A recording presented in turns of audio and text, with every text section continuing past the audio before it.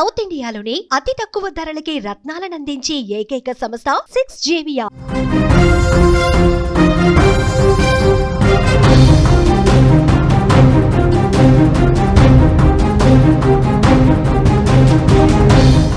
Asia పర్యటనకు Trump సిద్ధమయ్యారు. దక్షిణ కొరియా పర్యటనతో పరిణామాలన్నీ కూడా మారిపోబోతున్నాయి.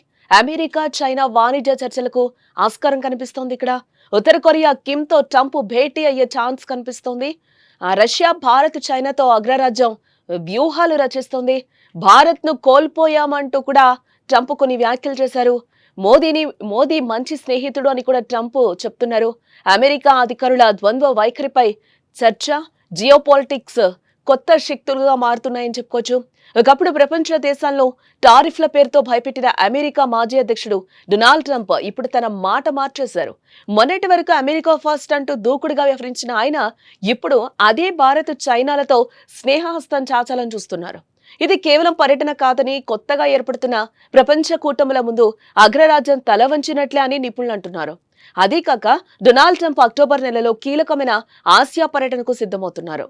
ముఖ్యంగా దక్షిణ కొరియా పర్యటన ఈసారి ప్రపంచ దృష్టిని ఆకర్షిస్తోంది. ఇక్కడ ఆయన చైనా అధ్యక్షుడు జిన్పింగ్ తో భేటీ అయ్యే అవకాశం ఉందని ట్రంప్ కార్యాలయ వర్గాలు వెల్లడిస్తున్నాయి.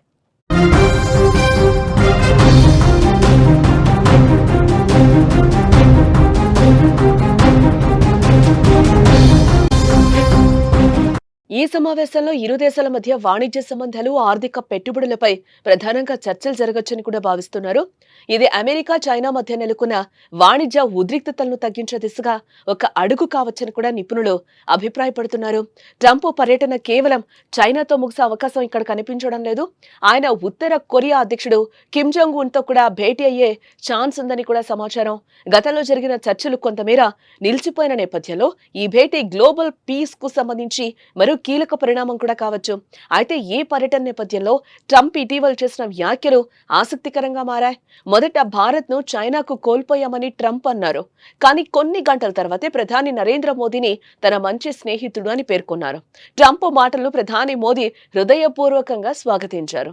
అమెరికాతో భాగస్వామ్యానికి ప్రధాని మోదీ ఎంతో ప్రాముఖ్యత ఇస్తారని కూడా విదేశాంగ మంత్రి ఎస్ జయశంకర్ కూడా స్పష్టం చేయడం జరిగింది. అయితే నిపుణులు ఈ పరిణామాలను నిశితంగా పరిశీలిస్తున్నారు.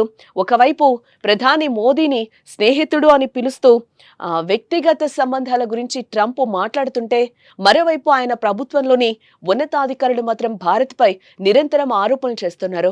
ఇది ట్రంప్ ద్వంద్వ వైఖరిని సూచిస్తోందని కూడా చాలా మంది అభిప్రాయపడుతున్నారు. ఇటీవల కాలంలో భారత్, చైనా, రష్యాల వంటి దేశాలు ఒక కూటమిగా ఏర్పడుతూ తమ ప్రభావాన్ని పెంచుకుంటూ ఉన్నాయి. దీంతో అమెరికాకున్న అగ్రరాజ్య స్థానం ప్రశ్నార్థంగా మారుతోంది. ఈ నేపథ్యంలో భయపడిన ట్రంప్ తన పాత వైఖరిని పక్కన పెట్టి ఈ దేశాలతో కాళ్ల బేరానికి వస్తున్నట్లుగా పరిణామాలు కనిపిస్తున్నాయి. ఒకప్పుడు తాను పెత్తనం చెలాయించాలనుకున్న దేశాలతో ఇప్పుడు వాణిజ్య సంబంధాలు, స్నేహ సంబంధాలు కోరుకోవడం చూస్తుంటే ఈ భావన మరింత బలపడుతోంది. ఏదేమైనా ట్రంప్ రాబోయే పర్యటన ఆసియా జియోపాలిటిక్స్ లో కొత్త సమీకరణాలకు దారితీస్తోందని రాజకీయ విశ్లేషకులు భావిస్తున్నారు.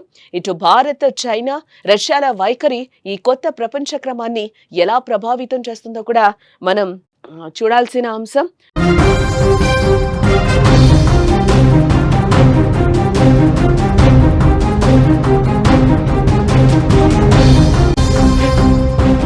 అమెరికా అధ్యక్షుడు డొనాల్డ్ ట్రంప్ దక్షిణ కొరియా పర్యటనకు సిద్ధమవుతున్నట్లుగా తెలుస్తోంది. ఈ సందర్భంగా ఆయన చైనా అధ్యక్షుడు జిన్పింగ్ తో కూడా భేటీ కానున్నట్లుగా సమాచారం.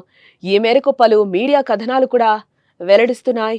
దక్షిణ కొరియాలో ఆసియా పసిఫిక్ ఆర్థిక సహకార వాణిజ్య మంత్రుల సమావేశం అక్టోబర్లో జరగనుంది. ట్రంప్ తో పాటు ఆయన పరిపాలనా అధికారులు ఈ సమావేశానికి హాజరయ్యేందుకు సిద్ధమైనట్లుగా కూడా తెలుస్తోంది. ఈ సమావేశంలో జిన్పింగ్ కూడా పాల్గొనే అవకాశం ఉంది. ఈ క్రమంలో ట్రంప్, జిన్పింగ్ల మధ్య ద్వైపాక్షిక భేటీ జరిగే అవకాశం ఉన్నట్లుగా కూడా వార్తలైతే వస్తున్నాయి. ఇటీవల ట్రంప్, జిన్పింగ్లు ఫోన్లో మాట్లాడుకున్న సంగతి కూడా తెలిసిందే. ఈ క్రమంలో అమెరికా అధ్యక్షుడు ఆయన సతీమణి మెలానియాలను చైనాలో పర్యటించాలని జిన్పింగ్ కోరారు. దీనికి ట్రంప్ కూడా అంగీకరించినట్లుగా తెలుస్తోంది. అయితే ఈ భేటీకి సంబంధించి ఎలాంటి అధికారిక ప్రకటన అయితే ప్రస్తుతం రాలేదని చెప్పుకోవచ్చు. దక్షిణ కొరియా పర్యటనపై ఇంకా పూర్తిగా నిర్ణయం తీసుకోలేదని వైట్ హౌస్ చెప్తోంది. ఈ సమ్మిట్లో ఉత్తర కొరియా అధినేత కిమ్ జోంగ్ ఉన్ కూడా ట్రంప్ తో సమావేశమయ్యే అవకాశం ఉన్నట్లుగా తెలుస్తోంది. అయితే దీనికి కిమ్ హాజరవుతారా లేదా అనే దానిపై స్పష్టత అయితే లేదు. దక్షిణ కొరియా అధ్యక్షుడు ఇటీవల ట్రంప్ ను కలిసి సమ్మిట్ కు ఆహ్వానించారు.